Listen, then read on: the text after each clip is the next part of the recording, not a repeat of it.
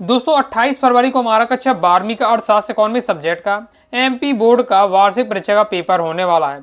लगातार हम दोस्तों अब इसकी तैयारी करेंगे ताकि दोस्तों हम इकोनॉमिक्स पेपर में 80 में 80 नंबर प्राप्त कर सकें। क्रम से दोस्तों मैं आपको 2 अंकी वाले अति महत्व प्रश्न कवर कराऊंगा, 3 अंकी वाले अति महत्व प्रश्न कवर कराऊंगा, 4 अंकी वाले अति महत्व प्रश्न, इसके साथ ही वस्तुनिष्ठ भी आपकी प्रैक्टिस कराऊंगा। और बहुत जो क्वेश्चन बताऊं हाई चांस है कि आपको एग्जाम में देखने को मिलेंगे। हर साल लगातार मैं आपको 3-4 साल से जो क्वेश्चन बता रहा हूँ वही एग्जाम में आते हैं, उन्हीं में से आता है। इसलिए आपको अच्छे से तैयार करना है, मेहनत आपको करनी पड़ेगी, क्वेश्चन आंसर आपको तैयार करने पड़ेंगे अगर आपको दोस्तों अच्छा स्कोर करना है। तो जो मैं दोस्तों आपको क्वेश्चन बताऊं आपको उन्हें सबसे पहले तैयार करना है, फिर आप अपने हिसाब से तैयारी कर सकते हैं। तो इस वीडियो में दोस्तों हम 2 अंकी वाले अति महत्वपूर्ण प्रश्न उत्तर देखने वाले, ये पार्ट 1 है। ओके, दो पार्ट में आपके ये वीडियो आएंगी। 2 अंकी वाले हम 2 वीडियो देखेंगे, 3 अंकी वाली भी 2 वीडियो आएंगे और 4 अंकी वाली 2 वीडियो आएंगी। और वस्तुनिष्ठ जितना हो सके मैं आपकी प्रैक्टिस करा दूंगा। ओके, और इसके साथ ही मैं अलग से प्लेलिस्ट भी बना दी है। 11th इकोनॉमिक्स इंपॉर्टेंट क्वेश्चन के नाम से प्लेलिस्ट होगी। तो प्लेलिस्ट पे जाकर आपका है क्रम से आपको वीडियो देखकर तैयारी करते जाना है। तो परीक्षा में सफलता उस विद्यार्थी को मिलती है जो मेहनत के पेड़ को ध्यान से पानी देता है। पहले दोस्तों हमारा क्वेश्चन है और सिंपल क्वेश्चन मैं आपको समझाता भी जाऊंगा। ओके, तो आपको सुनते सुनते आपको तैयार करते जाइएगा। 2 नंबर क्वेश्चन है, तो प्रयास करिएगा वीडियो तो देखते ही देखते आपको याद करने का प्रयास करें। पहला है आर्थिक क्रियाएं किसे कहते हैं, उदाहरण से लिखिए। आर्थिक क्रियाएं, सिंपल आर्थिक क्रियाएं यानी अर्थ के उद्देश्य जो काम किया जाए, अर्थ यानी पैसे कमाने के लिए जो के उद्देश्य जो हम काम करते हैं वो आर्थिक क्रिया कहलाती है। तो वही परिभाषा लिखी है, वे क्रियाकलाप जो मौद्रिक फायदे के लिए किए जाते हैं आर्थिक क्रियाकलाप कहलाते हैं। मौद्रिक यानी पैसे के उद्देश्य किए जाते हैं, पैसे के लिए किए जाते हैं, आर्थिक क्रिया कहलाती है। जैसे कोई श्रमिक का मजदूरी पर क्या खेत में कार्य करना होता है, एक प्रबंधक का वेतन पर किसी कारखाने पर काम करना, यानी कोई व्यक्ति काम कर रहा है पैसे के उद्देश्य कर रहा है तो सब क्या कहलाएगा, आर्थिक क्रिया कहलाएगी। सिंपल है। ओके, कोई डिफिकल्ट नहीं है। नेक्स्ट है सांख्यिकी के 2 कार्य। जितने मैं क्वेश्चन बता रहा हूँ मुझे हर बार ये बताने की आवश्यकता नहीं कि बहुत ज़्यादा महत्वपूर्ण है, क्योंकि मैं जो क्वेश्चन बता रहा हूँ प्योर सिलेक्टेड है, क्योंकि कम समय है और कम ही मुझे इंपॉर्टेंट बताना है। तो हम क्या केवल प्योर इंपॉर्टेंट देखने वाले हैं और इन्हीं में से क्वेश्चन आपका रखा मिलेगा। ओके, हर साल इनमें से आता है, इसलिए अच्छे से तैयार करके रखिएगा। सांख्यिकी के 2 कार्य बताना है। तो पहला है विभिन्न तथ्यों का संख्यात्मक रूप देना, दूसरा है जटिल तथ्यों को सरल बनाना। जब इस प्रकार के क्वेश्चन का दोस्तों आप सॉल्यूशन याद करें तो पहले आपको माइंड में हेडिंग याद होनी चाहिए। अगर जैसे आपको डायरेक्ट पूछा जाए सांख्यिकी के 2 कार्य तो माइंड में तुरंत आपके आने चाहिए विभिन्न तथ्यों का संख्यात्मक रूप देना और जटिल तथ्यों को सरल बनाना।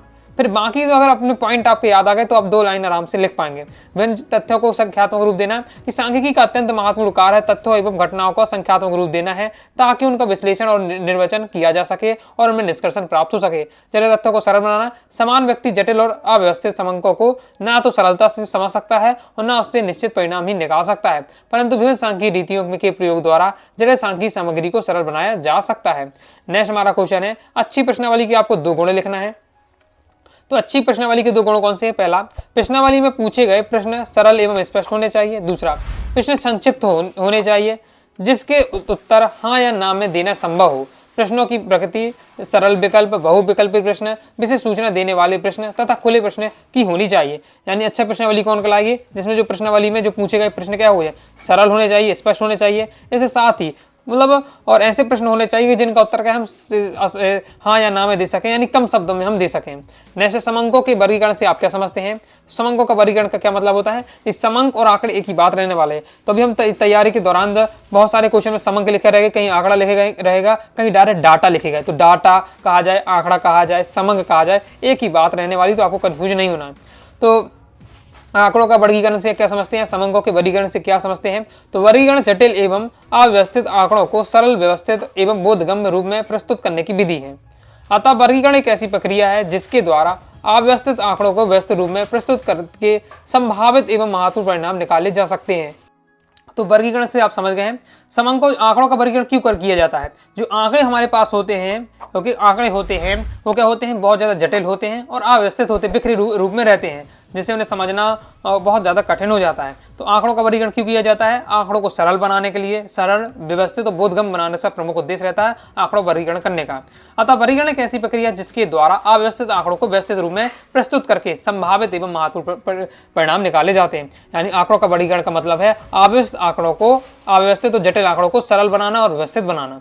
जैसे चित्रलेख क्या है समझाइए। तो सांख्यिकी आंकड़ों को सांख्यिकी चार्ट या तस्वीर आदि में प्रस्तुत करना चित्रलेख कहलाता है। नाम चित्रलेख है, यानी आप देखते होंगे जो आपके बारंबार बने रहते हैं वही है चित्रलेख है। तो जो सांख्यिकी आंकड़े जो डाटा के रूप में लिखे हुए हैं, ओके, उनको क्या है ये चित्र के रूप में प्रदर्शित करना यानी चार्ट बनाकर प्रदर्शित करना, तस्वीर के रूप में प्रदर्शित करना चित्रलेख आपका कहलाता है। बारंबारता विवरण क्या होता है? तो बारंबारता विवरण अपस्कृत आंकड़ों को मात्रात्मक चर में वर्गीकरण करने का एक समान तरीका है। यह दिखाता है कि किसी चर के भिन्न मान विभिन्न वर्गों में अपने अनुरूप वर्गों की बारंबारताओं के साथ कैसे वितरित किए जाते हैं। नेक्स्ट है मध्यिका और बहुलक के बीच दो अंतर बताइए। बहुत ज्यादा महत्वपूर्ण रहने वाला है मध्यिका और बहुलक के बीच दो अंतर। तो ये आपका दिया है मध्यिका और बहुलक के बीच अंतर। मध्यिका स्थिर रूप से परिभाषित होती है परंतु बहुलक स्थिर रूप से परिभाषित नहीं होता है। मध्यिका स्थिर रूप से परिभाषित होती है, जो बहुलक होता है स्थिर रूप से परिभाषित नहीं होता है। मध्यिका की गणना सरल होती है जबकि बहुलक की गणना क्या है, करना कठिन होता है। मध्यिका की गणना सरल है, बहुलक की जो गणना क्या है, कठिन होती है। नेक्स्ट देख लेते हैं बहुलक या भूइष्टिक का अर्थ लिखिए, बहुत ज्यादा इंपॉर्टेंट है। तो माध्य मध्यिका बहुलक क्या है और इसकी विशेषताएं और इसके दोष और गुण अच्छे से आपको तैयार करना है। यहाँ से क्वेश्चन आता है माध्य मध्यिका बहुलक के दोष, माध्य मध्यिका बहुलक के गुण, ओके, इसके साथ उनकी परिभाषा वो आपको तैयार करके रखिएगा। आगे मैं आपको 3 नंबर में, आगे इसी 2 नंबर में कवर कराऊंगा। जो मैं क्वेश्चन आपको बताते जा रहा हूँ तो वो आपको कवर भी करा दूंगा, आपको अलग से मतलब मेहनत नहीं करनी है। जो मैं क्वेश्चन बता रहा हूँ डायरेक्ट आप पढ़ते जाइए। तो बहुलक क्या होता है? तो बहुलक को भूइष्ट भी कहा जाता है। तो बहुलक या भूइष्ट वह मद है जिसकी आवृत्ति सबसे अधिक होती है। जो हमारे आंकड़े दिए जाते हैं उसमें जो आवृत्ति यानी जो सबसे ज्यादा बार आता है वो हमारा बहुलक कहलाता है।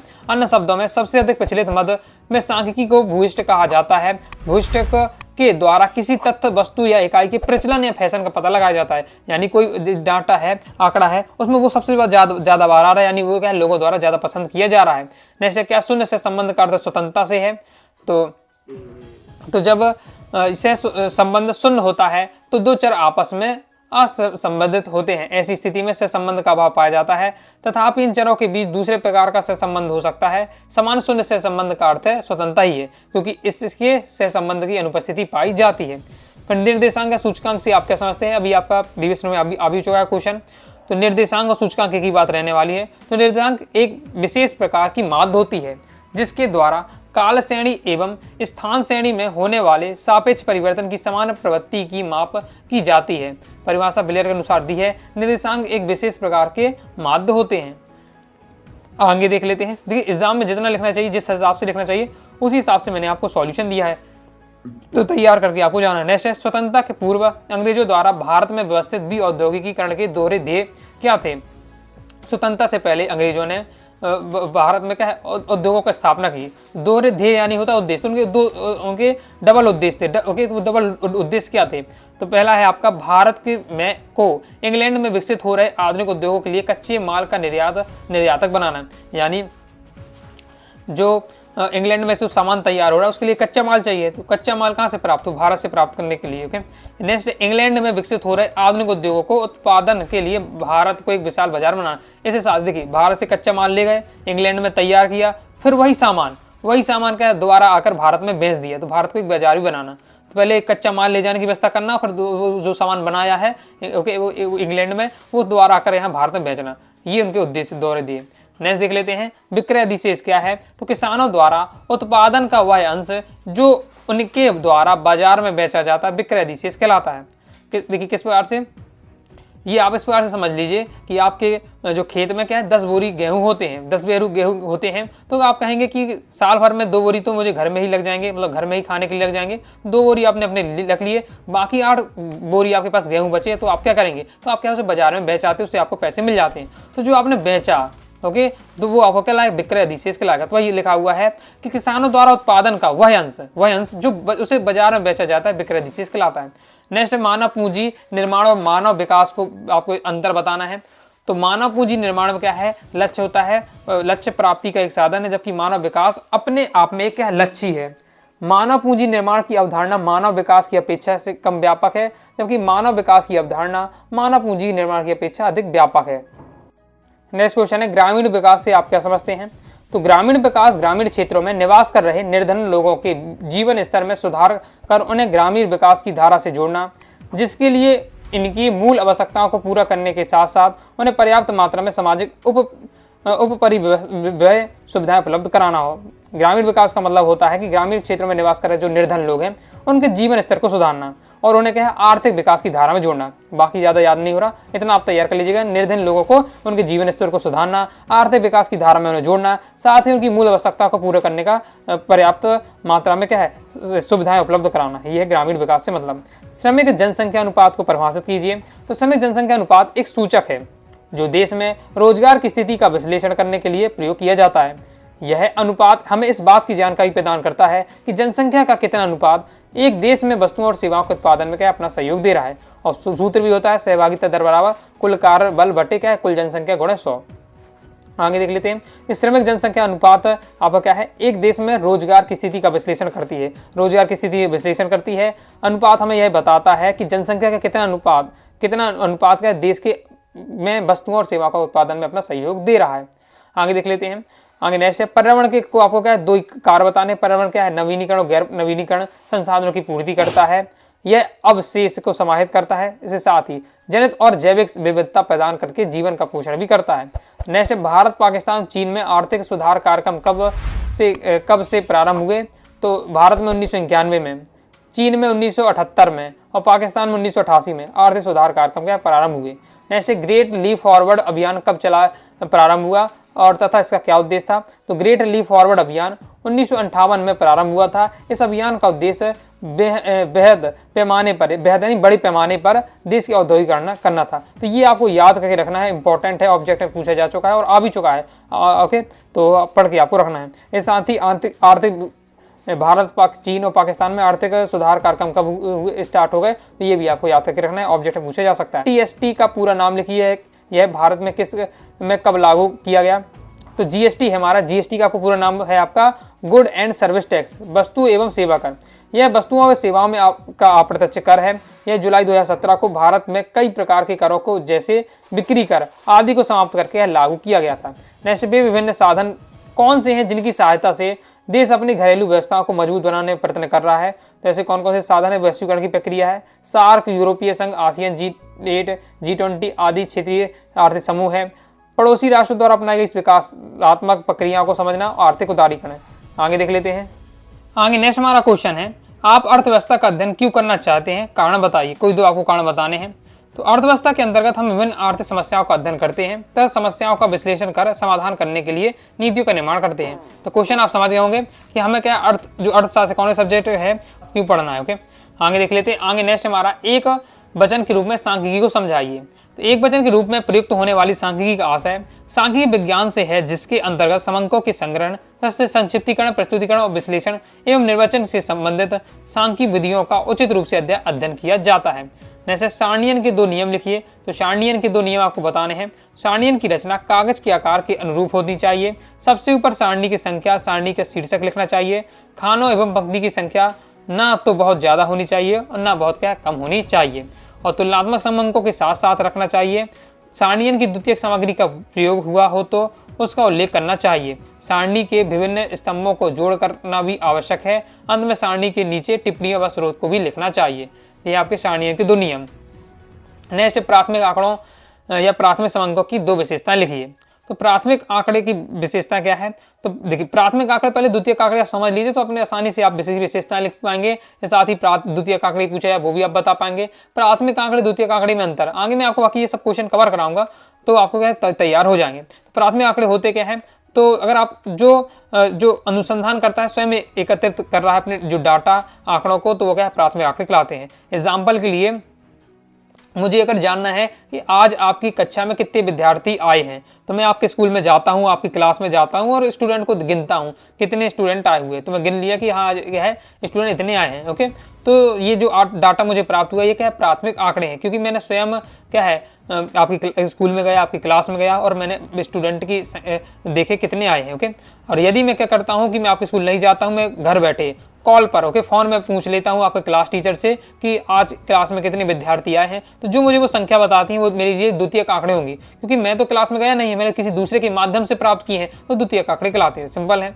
ओके, तो अगर हम स्वयं अनुसंधानकर्ता स्वयं एकत्रित प्राप्त करें तो प्राथमिक आंकड़े, और वो क्या किसी के माध्यम से अगर वो आंकड़ों को प्राप्त कर रहा तो द्वितीयक आंकड़े। तो प्राथमिक समंक मौलिक होते हैं एवं अनुसंधानकर्ता द्वारा स्वयं एकत्रित किए जाते हैं। पर इसका प्रयोग क्या प्रथम बार होता है। जो मौलिक प्राथमिक आंकड़े को एक पहली बार खिलाते हैं। ओके, और यही जैसे मैंने आंकड़े आपकी क्लास में जाता हूँ और मुझे आंकड़े पता चल जाते हैं, अब मैं और किसी को बता देता हूँ, तो मेरे लिए तो प्राथमिक आंकड़े हैं क्योंकि मैंने वो स्वयं आंकड़ों का क्या है एकत्र किया है, लेकिन वो दूसरे के लिए वो क्या है द्वितीयक आंकड़े बन जाएंगे। नेक्स्ट, क्या लॉटरी विधि एक यादृच्छिक प्रतिदर्श देती है, बताइए। तो आपको लिखना है नहीं, लॉटरी विधि सदैव क्या एक यादृच्छिक प्रतिदर्श नहीं देती है। यह समष्टि का आकार बहुत बड़ा और यह या असीमित है तो लॉटरी विधि का प्रयोग नहीं किया जाता है। ओके, मतलब लॉटरी का प्रयोग यादृच्छिक प्रदर्शन नहीं करता है। अगर लॉटरी नॉर्मल क्या सीमित है तो कर सकते हैं लॉटरी का प्रयोग, लेकिन अगर उनकी संख्या बहुत ज़्यादा हो जाती है ओके तो हम लॉटरी का प्रयोग नहीं करते हैं। उदाहरण के लिए भी आपको यहाँ दिया हुआ है कि जैसे आपको 5 लाख विद्यार्थियों में से 500 विद्यार्थी यादृच्छिक प्रदर्शित करना कठिन होगा। यादृच्छिक प्रदर्शन शोधकर्ता की निष्पक्षता पर निर्भर भी करता है, इसलिए लॉटरी विधि की निष्पक्षता संदेहपूर्वक भी हो सकती है। तो हो जाता कंप्लीट। आगे देख लेते हैं। आगे बढ़ने से पहले दोस्तों मैं बता दूं, यदि आप क्या है प्रॉपर पीडीएफ मटेरियल प्राप्त करना चाहते हैं, 2 अंकी वाले, 3 अंकी वाले, 4 अंकी वाले, अति महत्वपूर्ण प्रश्नोत्तर प्राप्त करना चाहते हैं, वस्तुनिष्ठ प्राप्त करना चाहते हैं तो इकोनॉमिक्स का कोर्स ले सकते हैं। प्ले स्टोर से अनुराग सारी क्लासेस ऐप डाउनलोड कर लीजिएगा और वहां से दोस्तों आपको क्लास 11 इकोनॉमिक्स का कोर्स ज्वाइन करना है। और कोर्स लेते समय देखिए कोर्स की फीस वैसे भी कम है, लेकिन कोर्स लेते समय जब आप कूपन कोड में इकोनॉमिक्स 80 कूपन कोड अप्लाई करेंगे, टारगेट क्योंकि हमारा 80 में 80 है तो इकोनॉमिक्स 80 कूपन कोड अप्लाई करेंगे, सीधे दोस्तों आपको 50 रुपए का डिस्काउंट प्राप्त हो जाएगा। 50 रुपए का डिस्काउंट आपको प्राप्त हो जाएगा, तो यानी नाम मात्र की फीस में आपको कंप्लीट पीडीएफ मटेरियल प्राप्त हो जाएगा। तो आपको कोर्स ज्वाइन करना जरूर है, जिससे आपको कंप्लीट मटेरियल मिल जाए तो आप आसानी से तैयारी कर पाएंगे और बार बार अच्छे से रिवीजन भी कर पाएंगे। आगे नेक्स्ट क्वेश्चन है, चकबंदी से क्या अभिप्राय है। तो चकबंदी से अभिप्राय एक ऐसी व्यवस्था या प्रक्रिया से है जिसके द्वारा एक भूस्वामी को इधर उधर बिखरे हुए खेतों के बदले उसी किस्म के उतने ही आकार के 1 या 2 खेत इकट्ठे दे दिए जाते हैं। चकबंदी का मतलब क्या होता है कि जैसे चकबंदी क्यों की जाती थी, पहले क्या होता था, एक व्यक्ति है और उसके कई सारे खेत हैं।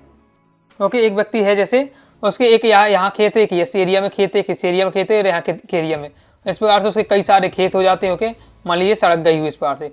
अब उभय व्यक्ति क्या करता है, उसको क्या दिक्कत होती है कि वो एक साथ हो गया 4 खेत, चारों खेत को नहीं संभाल सकता है कि यहाँ की रखवाली करे कि यहाँ की रखवाली करे। ओके, और मतलब चारों को मैनेज करना उससे मुश्किल पड़ जाता है। और यदि क्या होगा कि ये छोटे छोटे खेत क्या उसे एक ही एरिया में से बड़ा खेत इस प्रकार से मिल जाए एक ही एरिया में, तो आसानी से इनकी क्या पूरी रखवाली कर सकता है। तो चकबंदी में यही होता है कि क्या वो क्या है इन 4 खेतों के बदले क्या है उसी साइज आकार के, मतलब चारों को जितना मिलाकर जितना आकार आपका बनता है उसी आकार का आपको एक साथ एक बड़ा सा आपको क्या खेत दे दिया जाएगा, तो इससे आप क्या उसी एरिया में एक साथ अच्छी खेती कर पाएंगे, पूरा एक साथ देख रेख कर पाएंगे। ओके, तो ये कहलाता चकबंदी। चकबंदी क्या होता है कि आपको क्या है पूरा एक बड़ा सा एरिया दे दिया जाता है चारों के बदले और उसी आकार उसी साइज का, तो कहलाता चकबंदी। नेक्स्ट देख लेते हैं।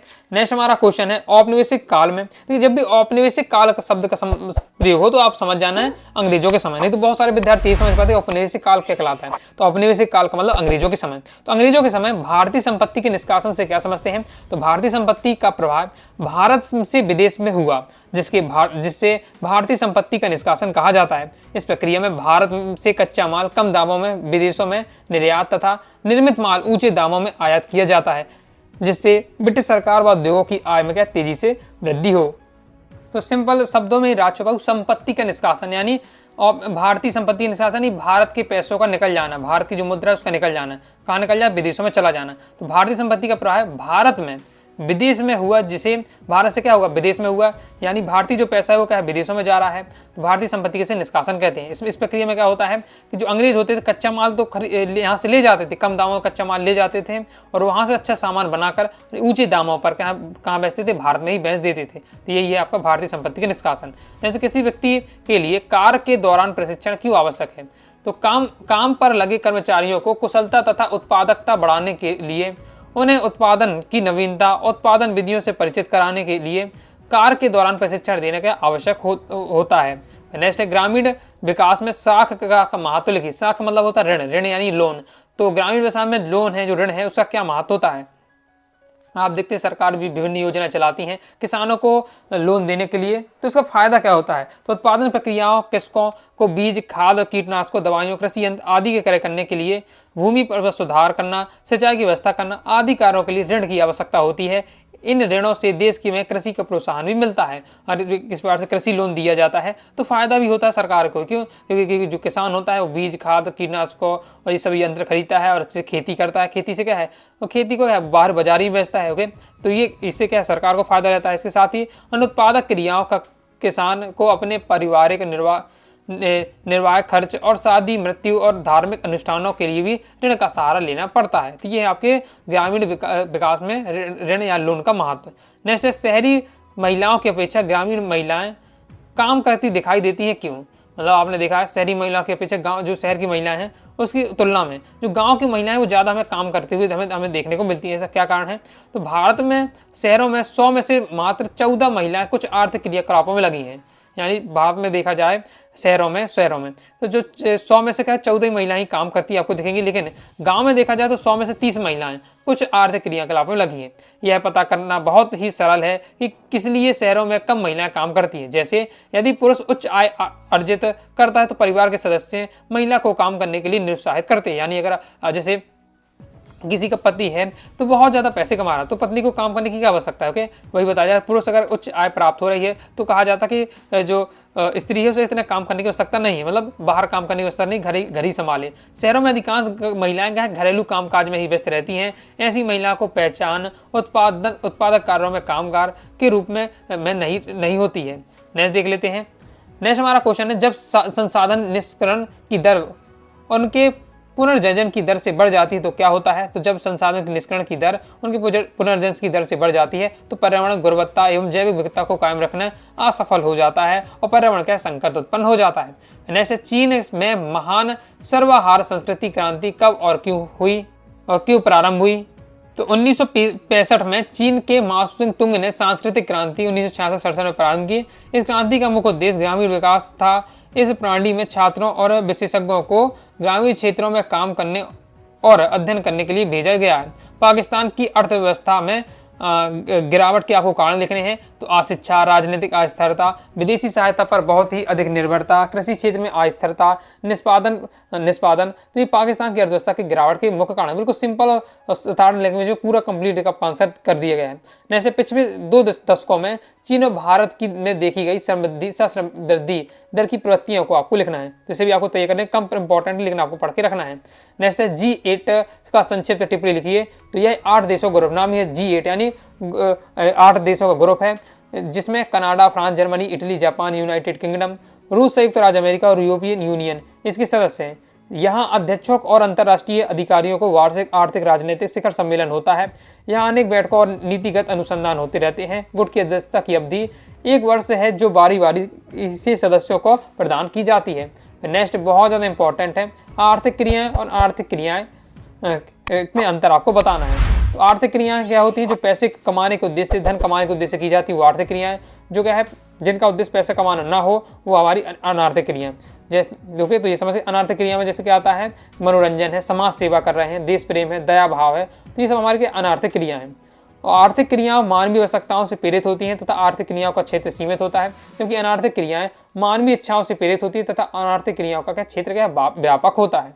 नेक्स्ट, बहुवचन के रूप में सांख्यिकी को समझाइए। तो बहुवचन के रूप में सांख्यिकी से आशय उन संख्यात्मक तथ्यों से है जिसका क्रमबद्ध संग्रहण किया जाता है। समंकों के संग्रहण का क्या अर्थ होता है? समंकों के संग्रहण का आशय आंतरिक स्रोतों तथा बाह्य स्रोतों से आवश्यक आंकड़ों को एकत्रीकरण से है। आंतरिक स्रोतों से आते संस्था या विभाग की पुस्तकों या रिकॉर्ड में से उपलब्ध आंकड़ों तथा बाह्य स्रोतों से आशय बाहरी एजेंसियों द्वारा आंकड़ों को एकत्रित करने से है। जैसे मान लीजिए कि आपकी कक्षा में 10 छात्र हैं और इनमें से आपको 3 चुनने हैं। इसमें से कितने प्रतिदर्श संभव है, कितने प्रतिदर्श होंगे ये आपको बताना है। तो यहाँ 10 प्रतिदर्श हो सकते हैं। जैसे हम 10 हैं तो 9, 2, 6, 4, 8, 7, 5, 1, 10 परंतु यहाँ कोई भी देव संख्या या 10 से अधिक नहीं होगी। इन 10 प्रतिदर्शों में से कोई 3 प्रदर्शक चुने जा सकते हैं। इसके लिए लॉटरी विधि या देव संख्याओं की सारणी का प्रयोग किया जा सकता है। फिर आगे नेक्स्ट आंकड़ों के वर्गीकरण के उद्देश्य लिखिए। आंकड़ों का हम वर्गीकरण करते इसका क्या उद्देश्य होता है? तो पहला है, पहले ही पढ़ चुके हैं। ओके, सांख्यिकी सामग्री को सरल और संक्षिप्त बनाना, समंकों की समानता और असमानता को स्पष्ट करना तथा तत्वों के तुलनीय बनाना। कंप्लीट हो जाता है। इस प्रकार दोस्तों हमने कहा 2 अंक की वाली अति महातोष ने बता दी है। अभी आपका कंप्लीट नहीं, कुछ और क्वेश्चन रह जाते हैं, जो रह जाते हैं हम उसे सेकंड पार्ट में कवर कर लेंगे, तो आपके 2 नंबर वाले कवर हो जाएंगे। फिर 3 अंक की और 4 अंक की वाले देखेंगे। अभी कुछ और क्वेश्चन रह जाते हैं, हम सेकंड पार्ट में कवर कर लेंगे। इस प्रकार दोस्तों मैंने आपको 2 अंक की वाली ये महाप्रश्न कवर कराए हैं, तैयार कर लीजिएगा। और कुछ क्वेश्चन रह जाते हैं नेक्स्ट वीडियो में कवर कर लेंगे। वीडियो पसंद लाइक करें, सब्सक्राइब कर दीजिएगा। इसके साथ ही टेलीग्राम चैनल व्हाट्सएप को ज्वाइन कर लीजिएगा। क्रम से वीडियो देखना चाहते हैं 11th इकोनॉमिक्स के नाम से प्लेलिस्ट होगी, प्लेलिस्ट पे जाकर आप क्रम से वीडियो देखकर तैयार कर सकते हैं। डाउट आता है कारणों से आप जरूर पूछिएगा। मिलते हैं नेक्स्ट वीडियो में, तब तक के लिए बाय बाय।